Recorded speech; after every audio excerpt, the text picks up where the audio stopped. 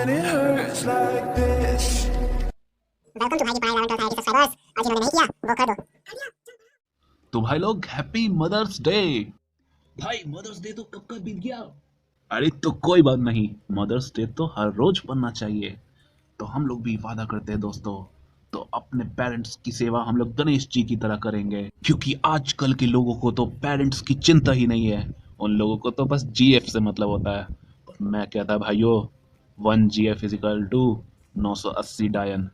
तो दूर ही रहो। तुम लोग को भरोसा नहीं हो रहा है कि 1 GF इजिकल 980 डायन होता है? देखो मैं स्क्रीनशॉट दिखाता हूँ, गूगल पे तो तुम्हें भरोसा होगा, इसलिए कहता हूँ सिंगल ही रहो। तो आज हम लोग जो चैप्टर पढ़ने वाले हैं वो मदर पे बेस्ड है। माई मदर एट 66 बाय कमला दास। मुझे ये नहीं समझ में आ रहा है, पोएट तो लड़की है पर नाम लड़का का है, कहीं ये ट्रांसजेंडर तो नहीं।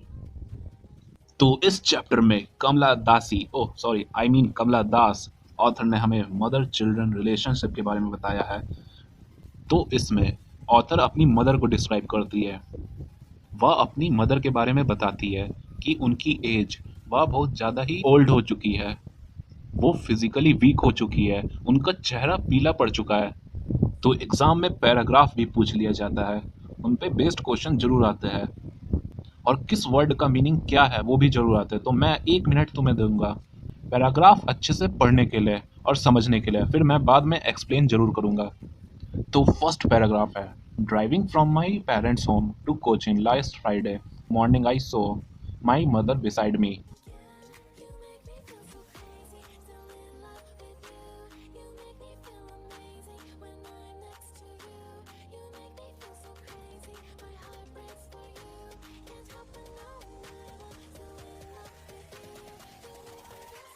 तो पोएट अपने पेरेंट्स से मिलने कोचिन जाती है, और उनसे मिलने के बाद वह घर जाने के लिए कोचिन एयरपोर्ट को निकलती है।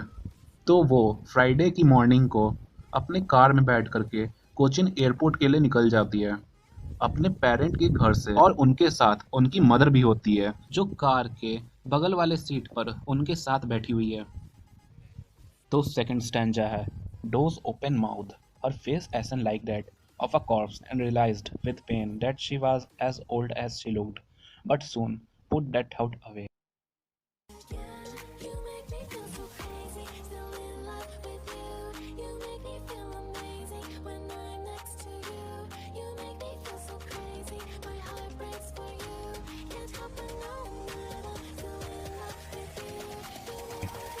तो इसका मतलब है जो उनकी मदर है, उनके साइड में जो बैठी हुई है उनकी मदर कार में, तो ऑथर की मदर को नींद आ जाता है।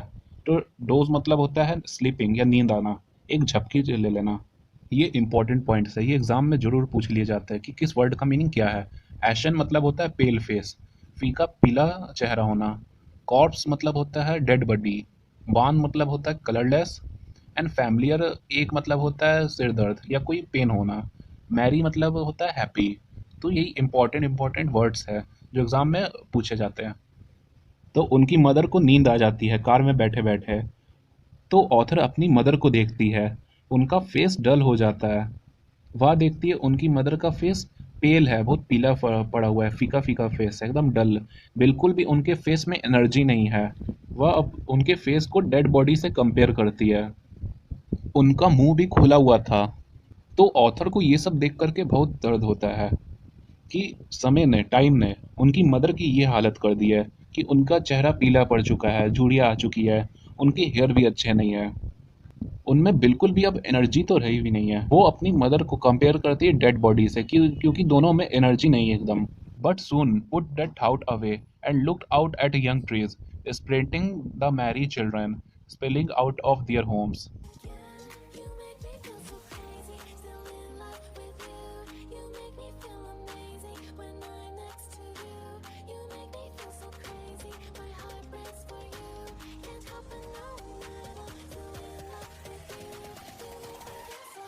तो ऑथर को जो नेगेटिव थाउट आ रहा होता है, तो वो अपने थाउट्स को चेंज कर देती है और अपनी कार के विंडो के बाहर देखती है।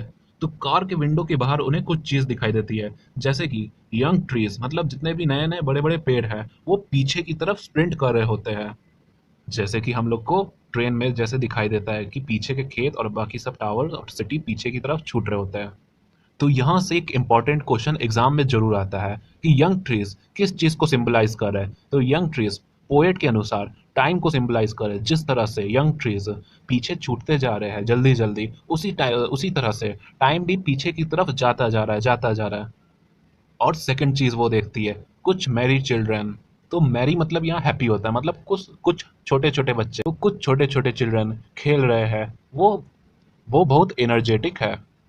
तो इस पोएम में मेरी चिल्ड्रन का मतलब होता है एनर्जी, फुल ऑफ एनर्जी। तो यहाँ पे पोएट फुल ऑफ एनर्जी को सिंबलाइज कर रही है उन चिल्ड्रन के द्वारा कि उनकी मदर में एनर्जी नहीं है, और एक दूसरी तरफ वहाँ के चिल्ड्रन है जो उनमें एनर्जी पूरी है। और उन चिल्ड्रन सबको इतना भी पता नहीं है कि टाइम कितना ताकतवर है। सबसे पावरफुल होता है टाइम, कि वो आज बच्चे हैं और कल को टाइम इतना पावरफुल होगा कि वो बड़े हो जाएंगे और उनकी मदर की ही तरह उनका भी वो हाल हो जाएगा। तो पोएट को ये रियलाइज होता है कहीं उसका बचपन का जो कड़वी यादें हैं वो कहीं सच ना हो जाए, वो अपने मदर से सेपरेट ना हो जाए, कहीं वो अपनी मदर से बिछड़ ना जाए। अरे कड़वा से तो याद आया, नीम का पत्ता कड़वा है, हमारा स्कूल का डायरेक्टर और प्रिंसिपल भड़वा है। और हाँ, तुम लोग के लिए गुड न्यूज़ है। तो मैं फिजिक्स, केमिस्ट्री और मैथ्स के नोट्स के लिंक मैं डिस्क्रिप्शन में डाल दे रहा हूँ। तुम वहाँ जा कर के उन नोट्स को डाउनलोड कर सकते हो, और उन नोट्स के साथ तुम्हें रिवीजन नोट्स और एनिमेशन वीडियोस भी मिलेंगे जो कि तुम लोग का हेल्प करेंगे एग्ज़ाम टाइम में क्विक रिवीजन के लिए। और इतना ही नहीं, मैं बायो के भी नोट्स प्रोवाइड करा रहा हूँ। ये सब दोस्तों तुम लोग की वजह से पॉसिबल हुआ है। बस तुम लोग ऐसी सपोर्ट करते रहो मुझे। अभी तो मैंने किसी और वेबसाइट पे अपलोड किए तो उनका भी कॉपी क्लेम आ गया है, और वाटरमार्क उनका ही है वेबसाइट का। होप कि मैं भी तुरंत अपने ही नोट्स खुद बना पाऊँ। कहीं तुम लोग ये तो नहीं बोलने लग जाना कमेंट बॉक्स में कि स्पॉन्सर वीडियो है। कोई स्पॉन्सर वीडियो नहीं है, मैं पहले ही बता रहा हूँ। बस तुम लोग मुझे सपोर्ट करते रहो, मैं तुरंत ही कॉमर्स और आर्ट्स के भी नोट्स प्रोवाइड करवा दूंगा। बस दोस्तों तुम लोग का सपोर्ट रहना चाहिए मुझे बस। तो नोट्स के लिंक डिस्क्रिप्शन में, तुम अभी जल्दी जा करके उन्हें डाउनलोड करो वीडियो देखने के बाद। तो अगला स्टैंजा है, but after the airport security check standing a few yards away I looked again at her wan pale as late as winter moon and felt that old familiar ache, my childhood fear। तो जब poet airport की security check post से अपना सामान check करवा करके लौटती है तो वह कुछ देर खड़े होकर के अपनी मदर की तरफ देखती है। उनका चेहरा काफ़ी कलरलेस रहता है, उनका चेहरा पीला पड़ जाता है, फीका फीका चेहरा उनका दिखाई देता है, एम पेल। तो पोएट अपनी मदर के चेहरे को विंटर के पेल कलरलेस मून से कंपेयर करती है। जो विंटर में मून होता है, पहली बात तो मून विंटर में दिखाई नहीं देता है। विंटर में मून धुंध से ढका हुआ रहता है, पर कुहासे से थोड़ी थोड़ी मून की लाइट्स दिखाई देती है, वो फेड दिखाई देता है विंटर मून। तो पोएट को अपने चाइल्डहुड फियर की याद आ जाती है, कहीं उनको अपने मदर से हमेशा के लिए सेपरेट नहीं होना पड़ जाए और कहीं उनकी डेथ ना हो जाए। एक बात है, कोरोना में वो वाला ऐड बिल्कुल भी नहीं आ रहा है क्लोजअप का, पास आओ, पास आओ ना। 7 महीने तो बीत ही चुके हैं, अभी तक कोई वैक्सीन नहीं आया। मुझे तो लगता है 9वें महीने ही खुशखबरी आएगी वैक्सीन। तो अगले स्टैंजा में, but all I said was see you अम्मा, all I did was smile and smile and smile. तो ऑथर को लास्ट में जाना ही पड़ता है, तो वह यह कह के जाती है सी यू सून अम्मा। तो यहाँ पे वो अपने इमोशन को कंट्रोल करके ये वर्ड बोलती है, smile and smile and smile. तो यहाँ पे 3 और स्माइल का अलग अलग मतलब है, तो ये एग्ज़ाम में पूछ लिया जाता है। फर्स्ट स्माइल का मतलब है रियलाइजेशन, कि वो अपने मदर से बहुत दूर जा रही है। सेकेंड स्माइल होता है ब्रेवरी का, कि कहीं उनकी मदर को यह पता नहीं चल जाए कि उन्हें बहुत दुख हो रहा है और यह सोच के वो भी दुखी रहे। और थर्ड स्माइल होता है होप का, कि वह उनसे फिर से मिल सके।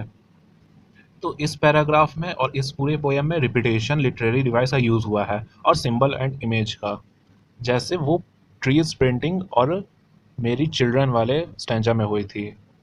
तो ऑथर को अपनी मदर से दूर जाते हुए बहुत ख़राब लग रहा होता है, तब भी उनको जाना पड़ता है। तो यारो, प्रीवियस क्वेश्चन आंसर अगले एपिसोड में।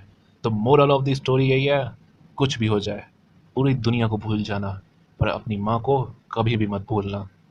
और हाँ, और अगर 1 लाख सब्सक्राइबर हो जाते तो मैं प्रॉमिस करता हूँ नंगा होकर के बिजली के तार पे नाचूंगा। मैं नहीं जानता, बस 1 लाख सब्सक्राइबर हो जाने चाहिए।